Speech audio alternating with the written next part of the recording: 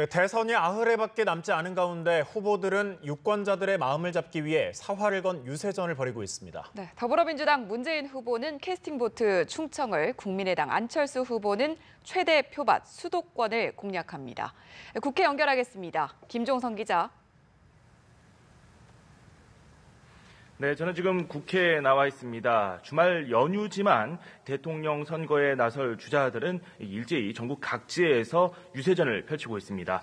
더불어민주당 문재인 후보는 지금 현재 충청권에서 표심 다잡기에 나서고 있는 상황입니다. 충청은 대선에서 캐스팅보트 역할을 한 요충지라는 점에서 문 후보는 지역 균형 발전과 통합 리더십을 강조할 계획입니다. 공주대 주변에서 유세를 마친 후 대전 은흥정이 문화의 거리로 이동해 시민들에게 지지를 호소할 계획입니다. 문 후보는 자치경찰제 확대와 안심귀가 대중교통 서비스 확대를 담은 치안 안심귀가 정책을 발표했고 충청권 관광단지 조성, 철도망 확충 공약을 제시했습니다. 저녁에는 서울 신촌 거리에서 젊은이들과 소통할 예정입니다. 자유한국당 홍준표 후보는 수도권 보수층 다잡기에 나섭니다. 경기 북부 유세에 나섰던 홍 후보는 오후에 서울 코엑스와 인천 부평 문화의 거리에서 유권자들을 만납니다. 홍 후보는 유세에서 자신과 문재인 후보의 양강구도가 형성됐다면서 보수층의 표심 결집을 호소했습니다. 홍 후보는 자신이 남쪽 지역은 거의 평정했고 곧 수도권으로 홍준표 바람이 상륙한다면서 목소리를 높였습니다. 국민의당 안철수 후보도 최대 표밭 수도권 유세에 공을 들이고 있습니다. 수원역과 안양 범계역, 저녁에는 경기도 고양시에서 국민이 이깁니다라는 슬로건으로 유세를 벌입니다. 앞서 안 후보는 동물보호 시민단체 관계자들과 간담회를 열고 개 식용을 단계적으로 금지해야 한다고 밝혔습니다. 또 동물을 보는 시각이나 사회적 여건이 국가의 품격이라면서 대통령 직속 동물복지 부서를 신설하겠다고 덧붙였습니다.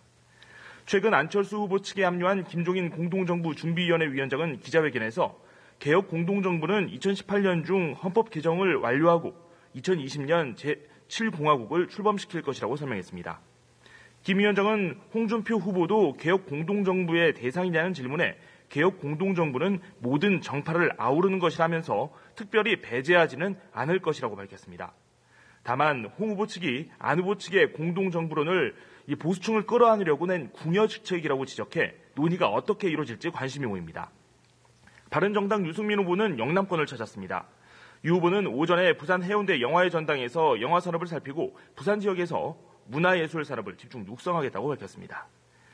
오후에는 대구로 이동해 삼성 라이온스파크와 이월드, 김광석 거리, 동성로 등 번화가에서 릴레이 유세에 나섭니다. 정의당 심상정 후보는 잠시 후 경북 성주 소성리 마을회관에서 사드 배치에 항의하는 주민들을 만날 예정입니다. 심 후보는 앞서 포항을 찾아 정의당은 6석의 소수 정당이지만 이번 대통령 탄핵에 큰 역할을 했다고 자부한다면서 누가 대통령이 돼도 우리 당은 반드시 국민을 위한 공동정부를 만들겠다고 말했습니다. 또 대통령이 되면 북방 교역을 활성화해 영일만항을 살리고 해상 풍력단지를 만들어 신재생에너지 중심으로 동해안을 발전시키겠다고 공약했습니다. 한편 중앙선거관리위원회는 지역별 선관위가 지정한 인쇄업체에서 투표용지를 인쇄하기 시작했습니다.